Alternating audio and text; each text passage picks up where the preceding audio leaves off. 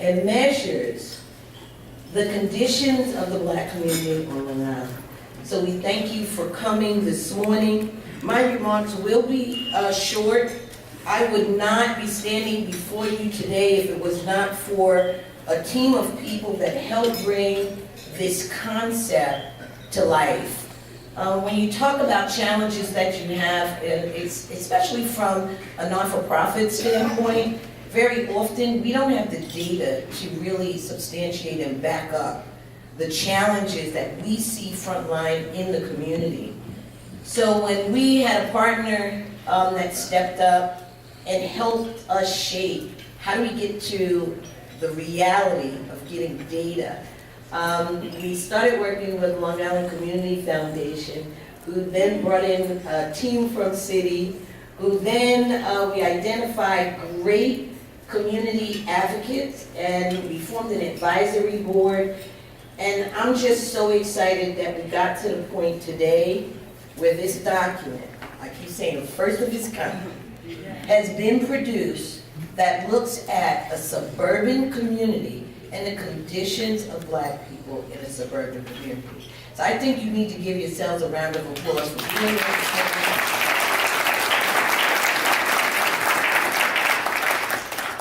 To see this launch, I want to make sure at the end I'll give some thank you remarks. I'm going to minimize because I want the data to speak for itself. And I'm going to introduce Pat Edwards, Vice President from City Community Development, to bring some remarks. Pat.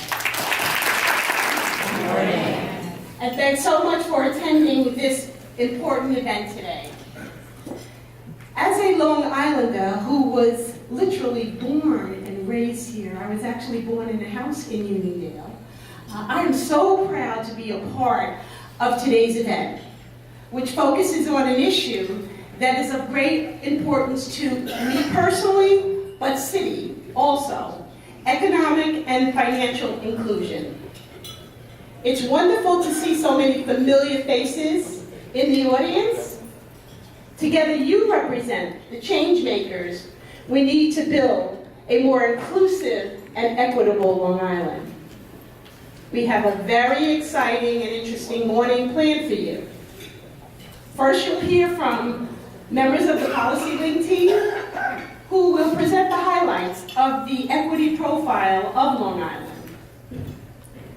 The presentation will be followed by a panel discussion from leaders who will speak to the income and wealth inequality in America's suburbs and share reflections about the data and provide thoughts, perspectives, and examples of opportunities for growth and inclusion.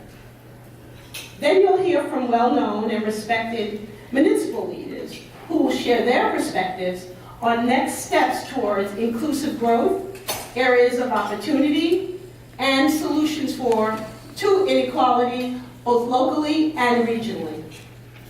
We'll conclude with closing remarks from the Long Island Community Foundation, our philanthropic partner. Throughout the morning, we will be presented with some sobering data that will shed new light on the state of economic inclusion in Nassau and Suffolk counties. The equity profile of Long Island is a culmination of over a year's worth of work, working alongside PolicyLink, the Urban League of Long Island, and the Community Foundation. On behalf of City, I'd like to thank all of the partners. We've all worked with you for many years, and we are so pleased to be at the table with each and every one of you. As Teresa said, this is truly a first-of-its-kind project on Long Island that empowers local stakeholders with the data and recommendations to intentionally address Black racial equity here in this region.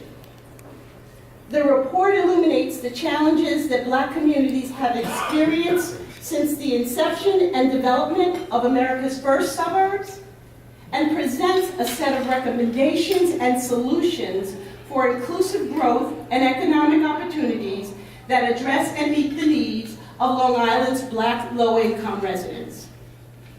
This initiative is very important to us here at City Community Development, as we remain committed to expanding financial inclusion and economic empowerment for underserved individuals, families, and communities.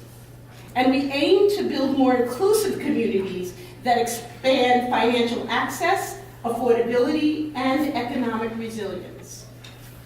By disaggregating the data and intentionally identifying trends specific to the Black community here on Long Island, we hope that each and every one of you will feel empowered to participate in the efforts to expand inclusion for Long Island's Black residents and create opportunities that build stronger, more vibrant communities.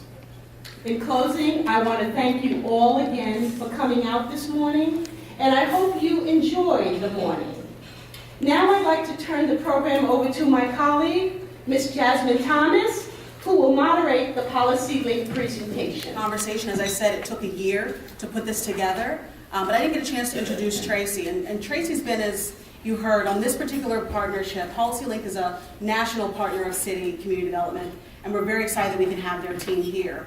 But on this particular initiative, I worked with Tracy and really got to know her. And a lot of the work that she leads, and she's the Associate Director for All in Cities, is really about trying to connect the data with the communities and the stories.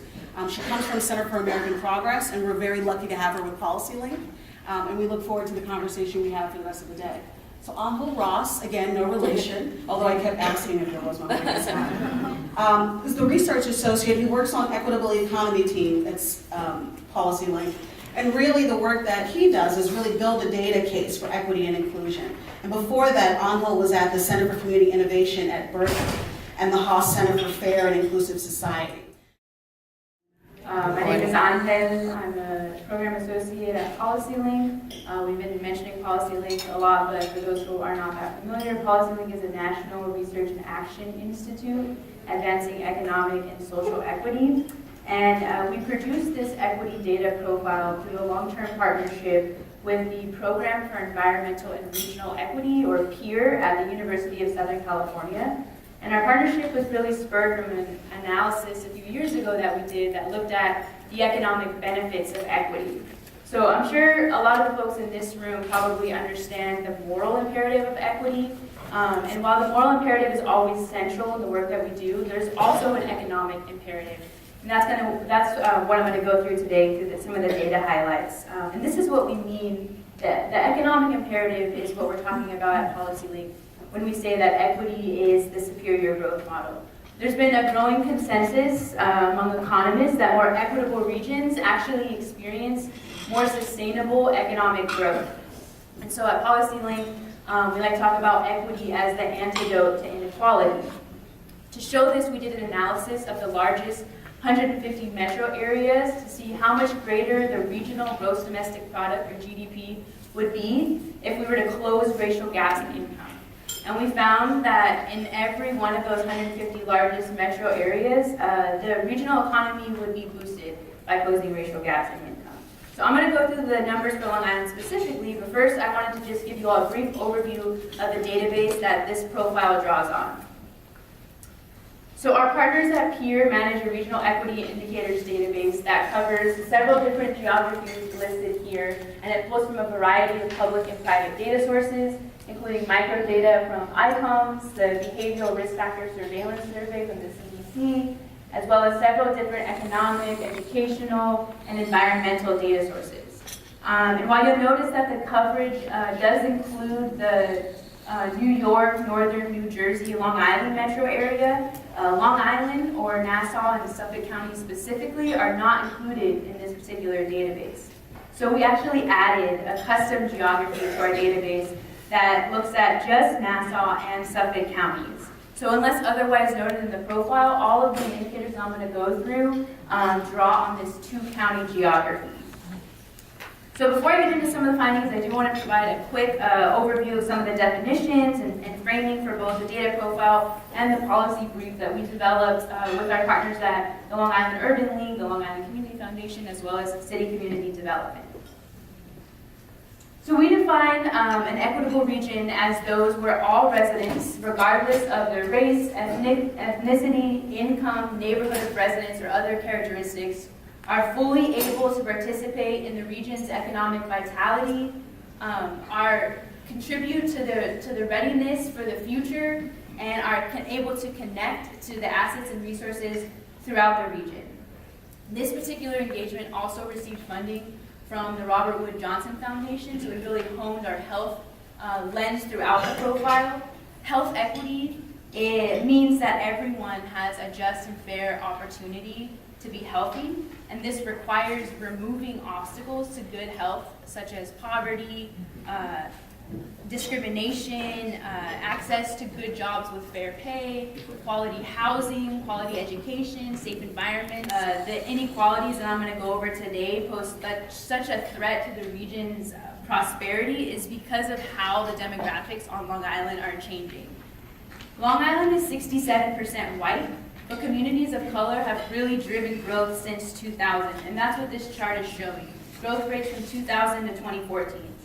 Asian or Pacific Islanders and Latinos were the fastest growing groups, but the Black population grew by over 29,000 people since 2000. The white population declined by 190,000 people over this same time period. Demographic change is something that's happening in communities across the country, but it's happening a lot faster on Long Island than it is in the nation as a whole. So the bars on this chart represent the racial and ethnic composition of Long Island for each decade from 1980 to 2010, and then projected out to 2050. And that dotted line represents the white population share in the United States as a whole. So in 1980, Long Island was 89% white, a larger share than the United States overall. But the region is actually projected to become majority people of color in the early 2030s, a full decade before the nation in 2044. And even though the Black population share is smaller on Long Island than it is in the US overall, it's actually projected to grow faster on Long Island. So now into some of the equity indicators. How is Long Island doing? Probably not a surprise to a lot of folks in this room, but existing affordable rental housing is not meeting current demand. Low-wage workers in the region, of which there are a lot, are not likely to find affordable housing.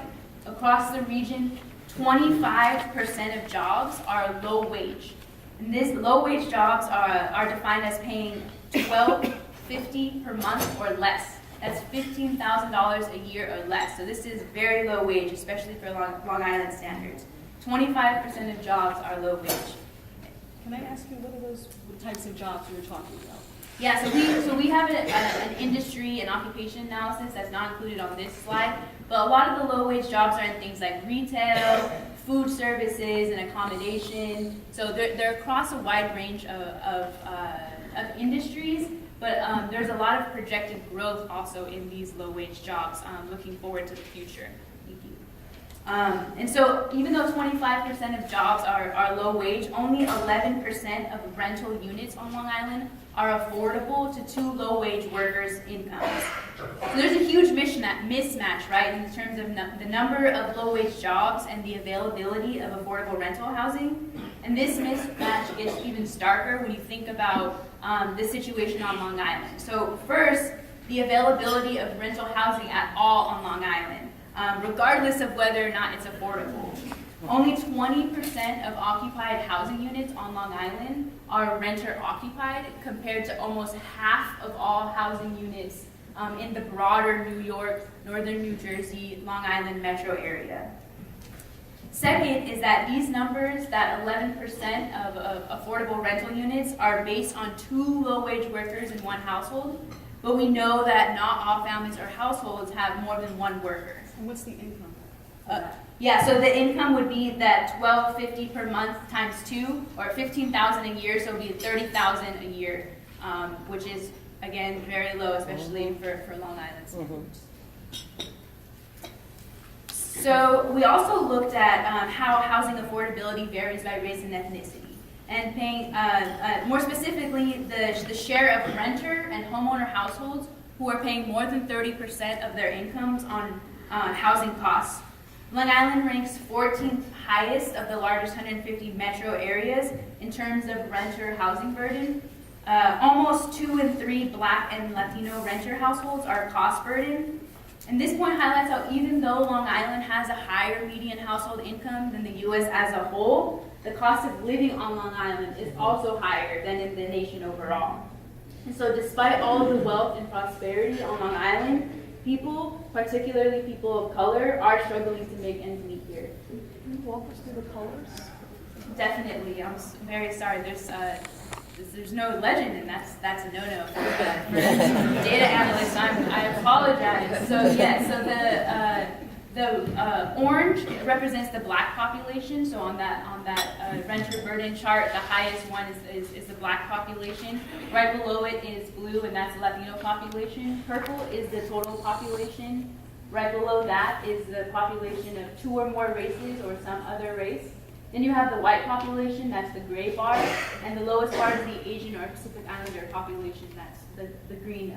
And that those colors are consistent throughout the entire profile, which is why I remember them. So so you can the Black population is orange throughout the different charts.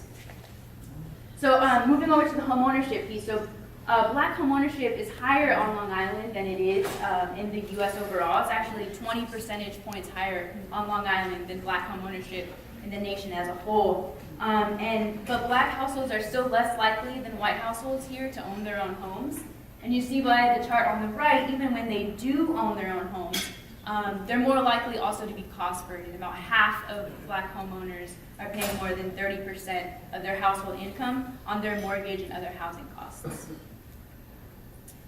So moving on to education, the bar on the far right shows the number of jobs projected in 2020 that will require an associate's degree or higher. So in New York's population that has an associate's degree, the current education levels of the Black and Latino populations in particular are not in line with employers' educational demands. So today, you'll see the orange chart for the Black population. 38% of Black adults ages 25 to 64 have at least an associate's degree. And though this is considerably higher than the share nationwide, it's not as high as the share of future jobs that will require this level of education. And again, this data is based on the population ages 25 to 64, but we know that these inequities start very early.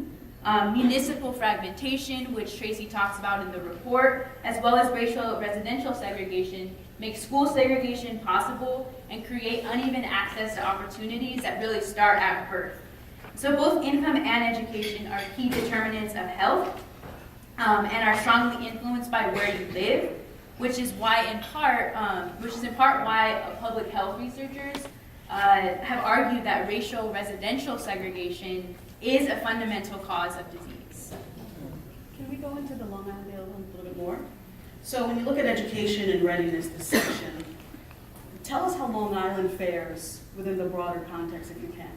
Yeah, so on education in particular, Long Island ranks 13th of the largest 150 metro areas in the share of residents with an associate's degree or higher, so it ranks pretty high, and overall 50% of the population has at least an associate's degree, but we see that these racial inequities, persist on this indicator. And also just a quick note on racial residential segregation on Long Island.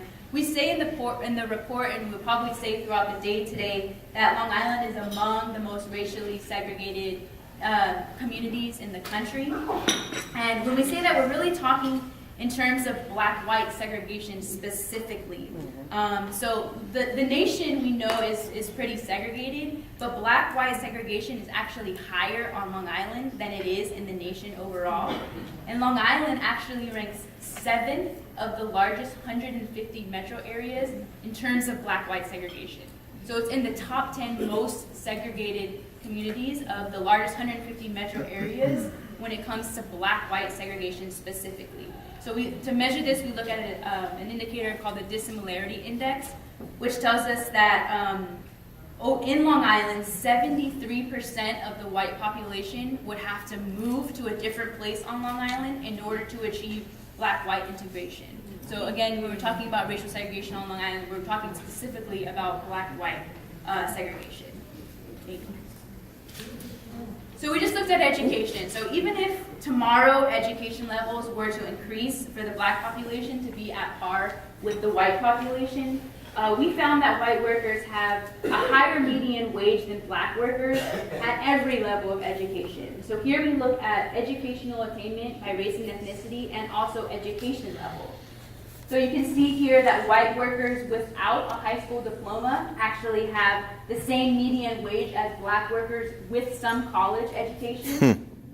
With some college degree, and the white is the gray bar. The median wage of white workers with some college and those with an associate's degree is the same, I believe it's $28 an hour, whereas the median wage of black workers is $4 an hour higher among those that have the associate's degree versus those that do not have an associate's degree. And the racial wage gap persists, we see even at the highest levels of education. White workers with a bachelor's degree or higher have a median wage that is $8 an hour higher than black workers. So while education is critical, education by itself is not a panacea. So to close out, again, with some of the economic benefits, right, of racial economic inclusion, we really wanted to focus with what Long Island has to gain from closing racial gaps in income. The equity dividend, or the projected boost in GDP from racial equity, was over $23 billion in 2014 alone. That's over $23 billion. And we calculate this by projecting what the GDP would be if all groups had the same income distribution as the white population, adjusting for age. So let me just make this clear. It's not the same income, but it's this equal distribution. Yeah, so in order, when we calculate this, we create a hypothetical scenario in which there is no income inequality by race and ethnicity. So we still assume that there is some income inequality, right? So we take the white income distribution as is today and we don't change it, but we say that there's no income inequality by race and ethnicity. And then we see how, if that were true in that hypothetical scenario, how much would total average income increase by? And then we assume that the GDP increases by the same percentage. So again, this is a model, right? So there's always some like positives and negatives to every forecast and model. So while we don't account for the costs that it might take to increase incomes, we also don't account for increased tax revenues that will come from this. We don't account for what economists call a multiplier effect, right? So if lower income and middle income people, if their incomes rise, they're more likely to spend that money than higher income people who are more likely to save that money, put it away, invest it. So it's more likely to go back into the economy immediately when lower and middle income people have their incomes raised. And so this doesn't account for that multiplier effect either. And this is 2014. Can you say a little bit more about the timing that the data was available to you?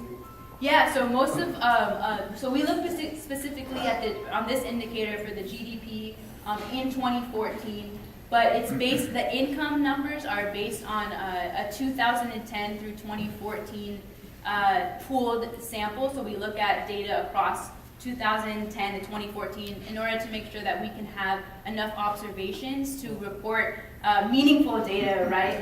And that it's not based on very few number of people. And also so that we can disaggregate the data by race and ethnicity.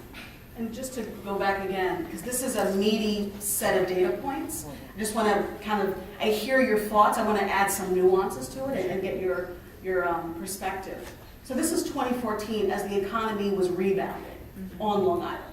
And so now, as people have argued that the economy has improved, would you say that that number could be even higher if we were to close income gaps?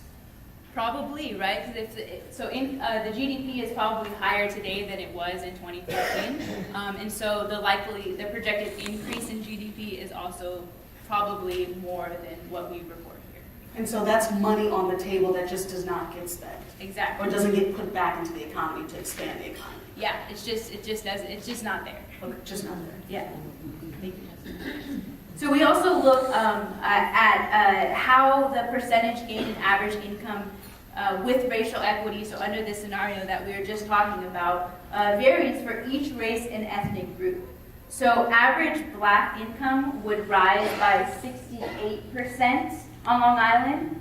And if we were to put this 68% in a dollar amount, Black Long Islanders would see an increase in average income of over $22,000, growing to over $56,000 a year. As a whole, aggregate Black income on Long Island would actually grow by $4.5 billion a year, which is more than Nassau or Suffolk's entire county budget. So again, as a whole, with closing income gaps between the Black and the white population, aggregate Black income will grow by $4.5 billion. And I want to remind folks, you can go online to download the full data profile. And also everyone, I believe, should have gotten a copy of the policy brief, but you can also find that online if you'd like to share that as well. So. And I'm so grateful that you're here to present this data, because what we believe is that Long Island is a conversation that deserves a national conversation, but also mirrors many other cities in some respects. And so this website isn't just Long Island, but it's the other engagements that you all are working on. I mean, as Tracy said, I think it was great that you had the ability to come in and really kind of interview and speak to people. So we're grateful for all of the interviewers as well that participated. So please feel free to look at that website. And the next panel will discuss why this is a national conversation. And I'd like to invite my colleague Brian Leander from Adelphi to come up. It is my honor to facilitate this panel discussion. As someone who has been a part of this work from the inception, I'm more proud than I can express of the work that has been done. It's by far exceeded my own expectations. Income and wealth inequality among those living in America's suburbs continues to dominate the nation's discourse. In many respects, Long Island represents a microcosm of this discourse as reflected in the recent data report profile. Empowering Black Long Island, the profile. Panelists will share reflections about the data and analysis, their institutions' efforts to be responsive to communities, as well as their views regarding the opportunity for greater equity and inclusion in the region. So we are honored to have today 3 distinguished panelists. I'll give you their names and then I'll tell you a little bit more about them. So one of our panelists today is Bob Annabelle, Global Director, City Community Development and Inclusive Finance. Then we have Angela Glover Blackwell, CEO of PolicyLink. And also with us today is Lori Slutsky, President of the New York Community Trust. Oh, thank you. It's a pleasure to be here. It is inspiring to see so many of you come out early in the day to talk about this issue. And among the people that I met before this started, the constant refrain was how much this information is needed. And as I was sitting in the audience watching the data being presented, the affirmations that I heard behind me really said that this data tells you something that you already know. And what this presents is an opportunity for everybody to be on the same page and have a conversation that perhaps you've only been having at your kitchen tables, to have it in public. This is important because the whole nation is grappling with the issues that you're dealing with here in Long Island.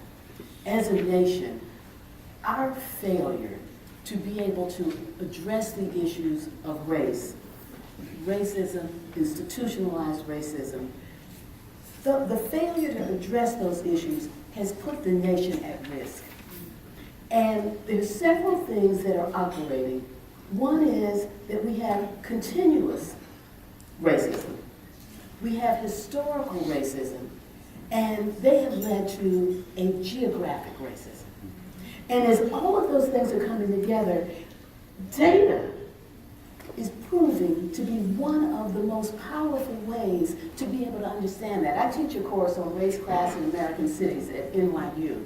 And the students every semester are absolutely shocked to see that looking at the redlining maps from decades ago is an absolute predictor of the communities across the country that are still concentrations of people of color, mostly black, but not exclusively anymore, but also the places where education, economic opportunity, housing.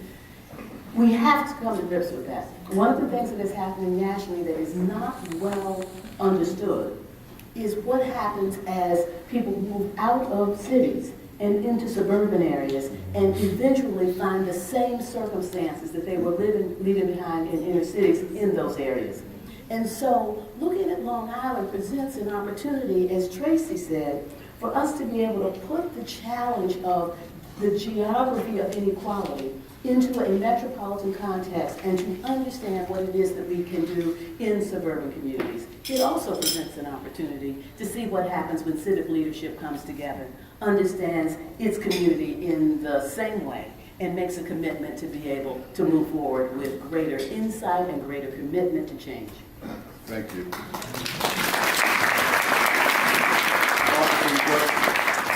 Sure. First, thank you. Thank you for all coming, and thank you for our partners, the PolicyLink, Community Trust, and Foundation, and Urban League, and everyone else who's participated. You can see and hear why we became as passionate about this as we did, the issues we're talking about. And frankly, we see the huge loss of opportunity. Loss of opportunity for communities, for families, for households, with the continuation of the divide that we have. I grew up on Long Island. I've been away for 30, 40 years almost, living elsewhere in the world. But I grew up here, having come at 3 from Brooklyn, and grew up in Plainview, Old Bethpage, where most people know. When I read this report, all those years later, so many things of the past resonate today. The communities are largely in the places they were then. And the gaps surprised me still. We've spent a lot of time in city working in urban areas. You know, many people forget we're a big bank in the United States, we're well known in New York, but you know, we're also much more of an international bank in many ways. I surprise people always by saying we have twice as many branches in Mexico as in the entire United States. So while we have a history in New York, people like me started, I spent my life in Africa, in the Middle East, and elsewhere. We've been looking at cities, and for a long time, at these issues in cities, and with PolicyLink and others. But, you know, to me, Nassau-Suffolk County resonated also. One, the population, I see Supervisor here, you have a population just in Suffolk County that's bigger than the whole population in San Francisco or Boston. We could take San Francisco, Boston, Oakland, you know, Providence, a whole bunch of cities around just this coast, Baltimore, and it would not equal the population of Nassau-Suffolk County. This is a big population around one of the 2 mega cities in the U.S., LA and New York, you know, where you get 9, 10 million people, and with the metropolitan area. To look at this population and understand the dynamics of change and what hasn't changed, but what could change, is what intrigues us. How do we focus here, as we're doing elsewhere? Because the opportunity to increase incomes for households and communities, focus with the disaggregated data, the kind of data we have, on housing and affordability, it comes with information. And so we think that this region mirrors in many ways what we see happening in urban areas around the country. Maybe not rural, I don't know rural, but in urban areas. And I think the work we can do with policymakers and leaders, government, and nonprofits, and funders can be significant on Long Island, and you should demonstrate that. Thank you. Gloria, I'm going to state the question. So, how is Long Island relevant to the national landscape? Thank you for having me this morning. I don't have that much more to add than my distinguished colleagues. I'd say 2 things, though. One is that the suburbs actually are defining America in a way that no one had imagined. And like Bob, I too grew up here in Baldwin. And I guess was a product of that wonderful Nassau County bubble that you can live in. So I grew up not seeing any of what existed here. So colleagues in Uniondale, Freeport, Baldwin was Baldwin, and at the time it was quite white. I think there was one African-American woman who graduated in my high school class of 615 children, and I remember her name because she was one of one.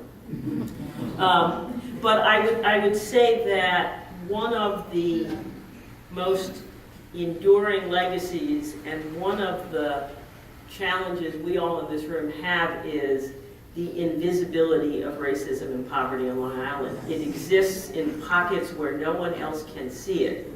And so I think part of this data will help us highlight where the problems are, but shining a spotlight on those in bigger ways I think will be quite important. Us today who would say that racism on Long Island is quite visible. So to whom is it invisible? That's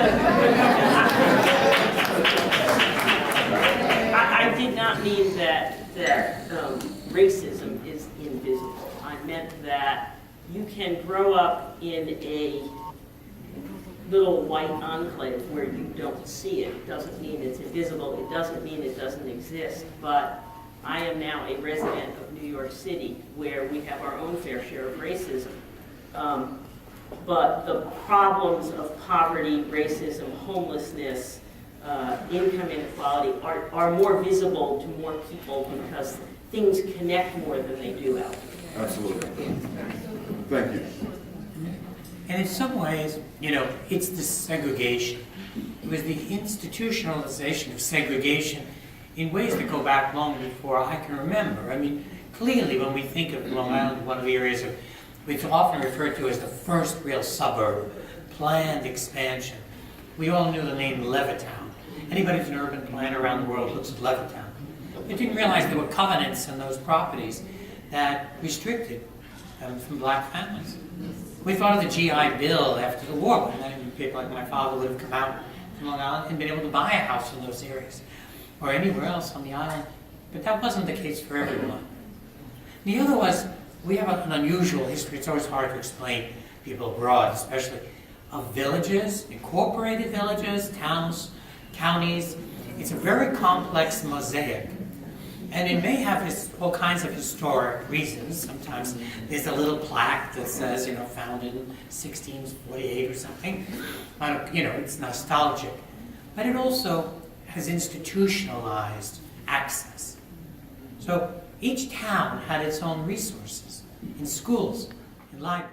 And seeing, what's happening in Watts or what's happening in the South, but we realized there was an accommodation that had taken place.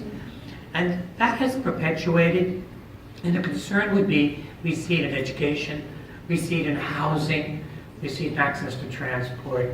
And these are issues which we can focus on and take actions on that I think could help alleviate. And we really should, because their data makes it clear, and it helps direct us. Thank you. This question is for Angela. PolicyLink is a national organization that works with federal and municipal governments as well as local community groups to position equity front and center in community development. How does this effort and partnership align with the priorities of municipal leaders across the country? Thank you for the question. First, let me define equity as we use the term at PolicyLink.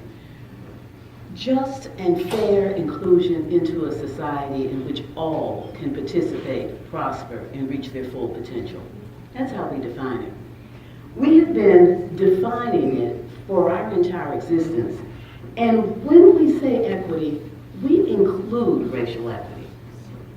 Equity includes racial equity because what I just said is not possible unless people of color are able to participate, prosper, and reach their full potential. But when we think about the policy world and people who are making decisions for their communities, this agenda has taken on new urgency. Because what has happened, and you see it in the data profile for your community, is that people of color are rapidly becoming the majority in the nation and in regions throughout the nation. This suggests that the things that we value, whether you value it on Long Island, or you value it in your state, or we value it as a nation, things like having a stable and vast middle class, things like being competitive in the global economy, things like having a democracy that you can be proud of, because it really does protect as well as include. All of those things are dependent on what happens to people of color. People of color will determine the fate of the nation. If people of color don't become the middle class, there'll be no middle class. If people of color are not able to tap into their entrepreneurial spirit and drive, into their leadership abilities, into their work and contributions to an economy, it will be hard for the nation to stand on the global stage as a power. And if democracy cannot thrive within the context of the difference that defines this nation, it is not a democracy to be proud of. Therefore, when you think about what the goal and the charges for policymakers, for businesses, for people who are civic leaders, for people who are living in neighborhoods, it is to put urgency behind this equity agenda. As my colleague Angel said, it will always be a moral imperative, but if that doesn't move you, it is an economic imperative as well. And so, as PolicyLink tries to do what is our tagline, lifting up what works, what we're doing is looking at what anchor institutions can do. We're looking at what city councils can do. We're looking at what county boards of supervisors can do. We're trying to get the educational system, the health system, the economic development system, and businesses aligned together, all lifting up what works, because the good news is we have a strategy for every equity challenge. It's not as if we don't know what to do. What we lack is the political will to do it at scale and to do it now. And so this work just fits right in, not just with what PolicyLink is doing, but it fits in with what the nation must do going forward, given the changed reality. Data. A business case is emerging for equity. With the economic imperative, what is the economic imperative for investment on Long Island? I think as Angela said, the moral imperative is clear. We're all here, and I believe that you will probably share that. But you know, when we look at the demographic change, if you want to see growth on Long Island, you can't do it despite the lack of growth of some communities. That has often been how we've seen growth. I always drive my staff crazy asking to disaggregate data. Most saying, well, look, unemployment at 4.9% is wonderful. It's better than 10%. But for whom? In a big country, when you average it all out, that's a better number than 10. But if you're young and black and you're in the city and it's 24 or 5%, not a great outcome. And when you're in a population, when we look at these numbers and we think in 1980, 89% of Long Island was white. Now, when I came here as a child, maybe 1960, I don't know, it must have been 95% white. And today it's 67%. Now, if this island is going to grow and prosper, it can't be despite the other 33% of growth of people of color. So I think from a business imperative, from an economic imperative, from a tax imperative, we all need this to grow. And I think the targeting of using data with counties and towns and all the other funders, it's very powerful. And to lift those whom we are seeing behind, can lead to such growth for the whole economy that everyone benefits. Clearly, everyone will benefit. We need to really, in this community and across the country, think about for whom, how much, by when. So, of the people who we're now worried about, how many of them are we going to see an improvement in what areas by this time next year? And then once you have that kind of goal, that result, then everybody who comes together has a contribution to make toward that result. We don't just want to pull people together who want to work on it. We want to pull people together who want to fix it. And if you want to fix it, what are you bringing to it? And are you willing to be held accountable for that? Taking strategy to that level is what creates measurable change.